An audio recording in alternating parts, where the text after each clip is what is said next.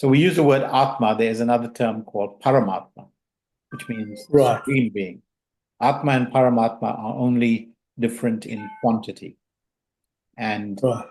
as we evolve and as we become more and more established in the Atmic awareness, we become at one with Paramatma. Right, right.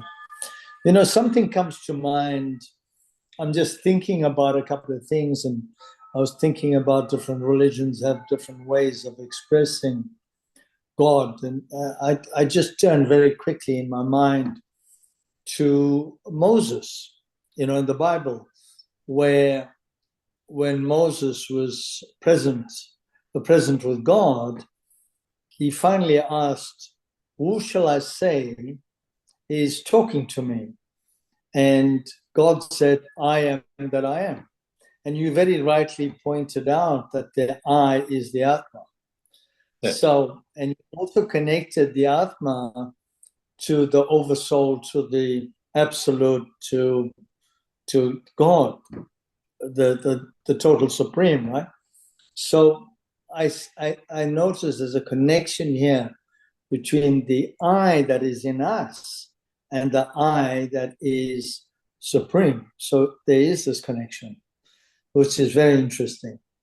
So now there's other questions that people wanted to know is, and I'm going to put it to you.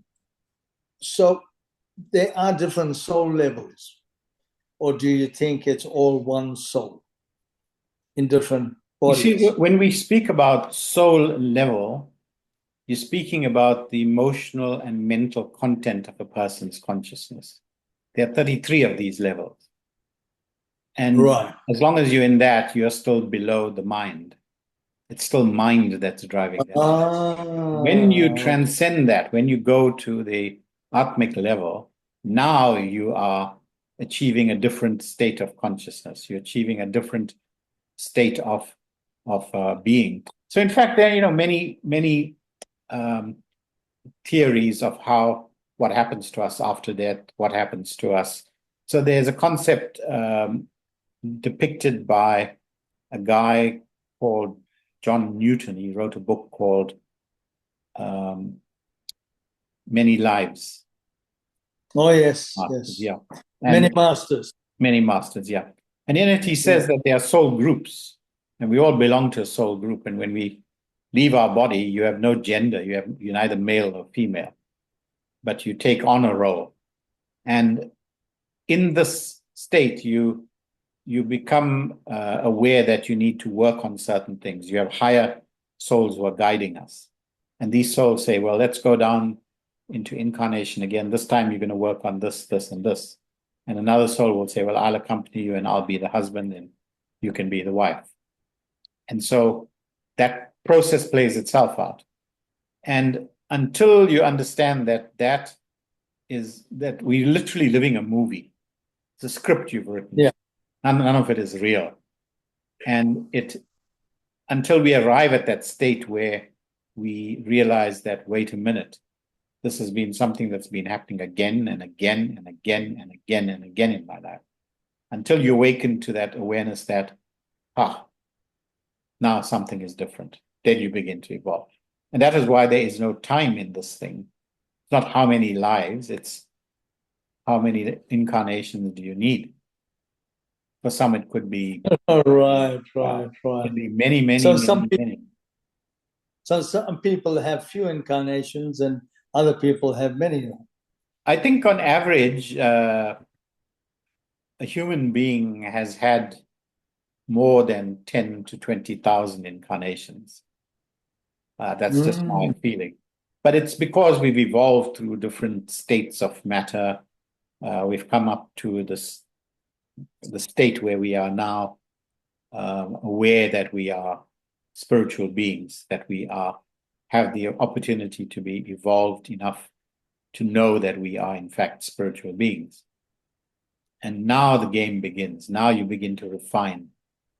So, it's said that consciousness evolved from rock to plant to animal state to the human state, and then we're moving on to the cosmic state. So as we go through each of these levels, which could be many, many lifetimes, we evolve our consciousness to more and more refined levels until we reach the cosmic state where we are now aware that we are divine beings. Mm-hmm. And then we reach the stage of Paramatma. But now we have an opportunity, once we have an avatar walking amongst us, we now have an opportunity for ordinary beings to achieve this because of the grace that he gives us. Right. But the teachings of all the masters have given us the pathways to this divinity, pathways to God, pathways to our Atmic state. And at that level, it doesn't matter what you call it, it is just a refined state of consciousness. It's a purified state of consciousness. But what you say, kind of, it's very Eastern philosophy. But what about the West, where their belief systems are different? They're learning different things. How can they now develop what you're saying in themselves? How can they grow with their... Well, because there's a lot of restrictions in terms of them believing in Eastern philosophy. Yeah, well, that's a limitation of the religions that have encompassed them. They believe that, whatever has been taught to them, they have so many different beliefs. But as you evolve, you let go of those beliefs. Those beliefs, it's said that it's okay to be born with a belief, but you should not be dying with a belief.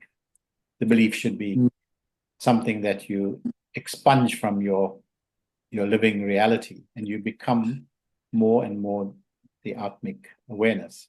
So the West is far behind in spirituality. They don't really have a sense of what this issue is. And they get trapped in their belief systems. A belief is nothing more than a mental thought. And if you have a mental thought that's governing your life, you're below spirituality. Right? You don't have a spiritual sense. You may think that, no, everybody has to believe in the same way. Everyone has to follow the same method. Everyone has to have the same lineage. Not true. This can come about in any number of ways. You can achieve your goal with oneness with God, and it can be so different for different people. So this kind of belief that people have, the only way to God is through their system, is an incorrect thing there, right? So, there's a lot of thoughts in the Western world and Western religions that the only way to God is through their systems, so it kind of restricts the followers of that group to get to your kind of understanding and teachings, So I'm just thinking aloud here that